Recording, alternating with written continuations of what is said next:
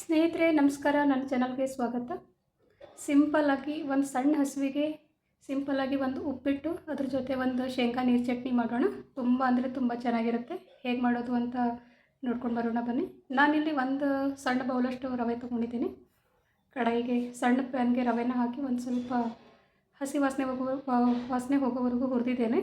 ನಂತರ ಒಂದೆರಡು ಸ್ಪೂನ್ ಎಣ್ಣೆ ಹಾಕಿಬಿಟ್ಟು ಚೆನ್ನಾಗಿ ಹುರಿದಿದ್ದೇನೆ. ಅದಕ್ಕೆ ಬಾಡಿಸ್ಬೇಕು. ರವೆನ ಸ್ವಲ್ಪ ಹಸಿ ವಾಸನೆ ಹೋಗಬೇಕು. ಸ್ವಲ್ಪ ಚೆನ್ನಾಗಿ ಬಿಸಿ ಆಗಬೇಕು. ರವೆನ ಸ್ವಲ್ಪ ಲೈಟ್ ಆಗುತ್ತೆ. ಎಣ್ಣೆ ಹಾಕಿ ಹುರಿದ ತಕ್ಷಣ ರವೆನ ಎತ್ತಿಟ್ಕೊಳ್ಳೋಣ. ಒಗ್ಗರಣೆಗೆ ಅದೇ ಪ್ಯಾನ್ಗೆ ಎಣ್ಣೆ ಹಾಕಿದ್ದೇನೆ.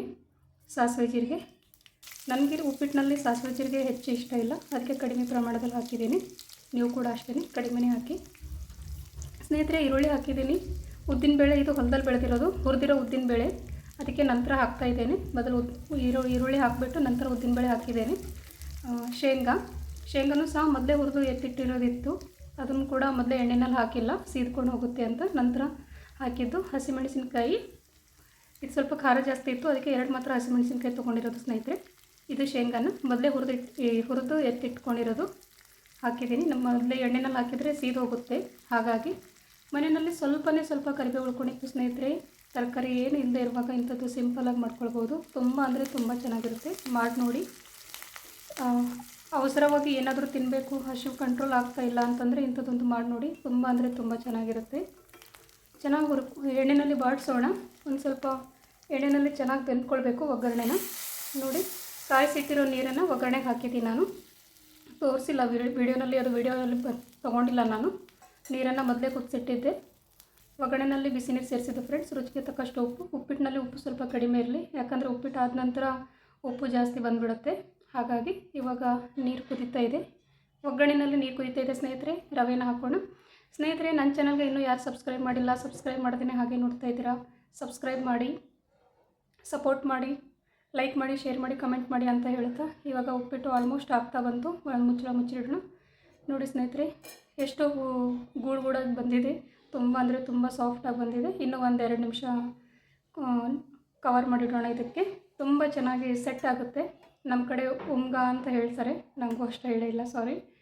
ಇವಾಗ ನೋಡಿ, ಉಪ್ಪಿಟ್ಟು ತುಂಬ ಅಂದರೆ ತುಂಬ ಚೆನ್ನಾಗಿ ಬೆಂದ್ಕೊಂಡಿದೆ. ಕಂಪ್ಲೀಟ್ ನೀರನ್ನೆಲ್ಲ ಬೆಂದ್ಕೊಂಡ್ಬಿಟ್ಟು ತುಂಬ ಅಂದರೆ ತುಂಬ ಸಾಫ್ಟಾಗಿ ಬಂದಿದೆ. ನೋಡಿದ್ರೇ ಗೊತ್ತಾಗ್ತಾ ಇದೆ ಎಷ್ಟು ಚೆನ್ನಾಗಿ ಬಂದಿದೆ ಇದು. ನಾನು ಮಾಡ್ತಾ ಇರೋದು 2 ಪ್ಲೇಟ್ ಸ್ನೇಹಿತರೆ. ನಮ್ಮ ಮನೆಯಲ್ಲಿ ನಾವು 2 ಮಾತ್ರ ಇರೋದು. ಇದನ್ನು ಆಗಿದೆ. ಇದನ್ನು ಒಂದು ಕಡೆ ಎತ್ತಿಟ್ಬಿಡೋಣ. ಇವಾಗ ಇದ್ರ ಜೊತೆ ಒಂದು ನೀರು ಚಟ್ನಿ ಮಾಡೋಣ. ಶೇಂಗಾ ಹುರಿದಿಟ್ಟಿರೋ ಶೇಂಗಾ, ಇದಕ್ಕೆ 2 ಪುಟಾಣಿ, 2 ಚಮಚದಷ್ಟು ಪುಟಾಣಿ, 2 ಹಸಿಮೆಣಸಿನ್ಕಾಯಿ, ಚೂರು ಹುಣಸೆಹಣ್ಣು, 4 ಬೆಳ್ಳುಳ್ಳಿ ಹೆಸಳು ಮಿಕ್ಸರ್ ಜಾರ್ಗೆ ನೀರು ಹಾಕಿಬಿಟ್ಟು ಸಣ್ಣ ರುಬ್ಬಿದ್ದೀನಿ. ಒಗ್ಗರಣೆಗೆ 2 ಟೇಬಲ್ ಸ್ಪೂನ್ ಎಣ್ಣೆ ಹಾಕಿದ್ದೀನಿ. ಜೀರಿಗೆ ಹಾಕಿಲ್ಲ, ಜೀರಿಗೆ ಇಷ್ಟ ಇಲ್ಲ. ರುಬ್ಬಿಟ್ಟಿರೋ ಮಿಶ್ರಣನ ಸಣ್ಣ ಕಡಾಯಿಗೆ ಹುಯ್ದುಬಿಟ್ರೆ ಆಯಿತು. ರುಚಿಗೆ ತಕ್ಕಷ್ಟು ಉಪ್ಪು ಸೇರಿಸೋಣ ಸ್ನೇಹಿತರೆ. ಇದಕ್ಕೆ ರುಚಿಗೆ ತಕ್ಕಷ್ಟು ಉಪ್ಪು. ಚಟ್ನಿನಲ್ಲೂ ಸಹ ಉಪ್ಪಿನ ಕ್ವಾಂಟಿಟಿ ಜಾಸ್ತಿ ಬೇಡ, ಇಲ್ಲಾಂದರೆ ಉಪ್ಪಾಗ್ಬಿಡುತ್ತೆ. ಉಪ್ಪಿಟ್ಟಿನಲ್ಲಿ ಉಪ್ಪು ಜಾಸ್ತಿ ಇದ್ದರೆ ಚೆನ್ನಾಗಿರಲ್ಲ. ಸರ್ವ್ ಮಾಡ್ಕೊಳ್ಳೋಣ ಸ್ನೇಹಿತರೆ. ತುಂಬ ಅಂದರೆ ತುಂಬ ಚೆನ್ನಾಗಿರುತ್ತೆ. ಸಾಯಂಕಾಲದ ಹೊತ್ತಿಗೆ ಟೀ ಕುಡಿಯೋಕ್ಕಿಂತ ಮೊದಲು ಒಂದು ಸಣ್ಣ ಬಟ್ಲಷ್ಟು ಉಪ್ಪಿಟ್ಟು ಚಟ್ನಿ ಟ್ರೈ ಮಾಡಿ, ಆಮೇಲೆ ಟೀ ತೊಗೊಳ್ಳಿ. ತುಂಬ ಅಂದರೆ ತುಂಬ ಚೆನ್ನಾಗಿರುತ್ತೆ. ನೋಡಿ ಸ್ನೇಹಿತರೆ, ಪ್ಲೇಟಿಗೆ ಉಪ್ಪಿಟ್ಟು ಹಾಕೊಂಡಾಯಿತು. ಇದ್ರ ಮೇಲೆ 1 ಚಮಚ ಸೌಟ್ನಷ್ಟು ಚಟ್ನಿ ಹಾಕ್ಕೊಂಡು ತಿಂತಾಯಿದ್ರೆ ಆಹಾ, ಇದ್ರ ಮಸಾಲೆ ಬೇರೆ, ಸ್ವರ್ಗಕ್ಕೆ 3 ಗೇಣು. ತುಂಬ ಅಂದರೆ ತುಂಬ ಚೆನ್ನಾಗಿರುತ್ತೆ. ನೋಡಿ ಸ್ನೇಹಿತರೆ, ಎಷ್ಟು ಚೆನ್ನಾಗಿ ಬಂದಿದೆ. ಚಟ್ನಿ ಅಂತೂ ಸೂಪರ್ ಆಗಿದೆ. ಹೇಳೋಕೆ ಸಾಧ್ಯ, ಮಾಡಿ ತಿಂದಾಗಲೇ ಗೊತ್ತಾಗಿರೋದು.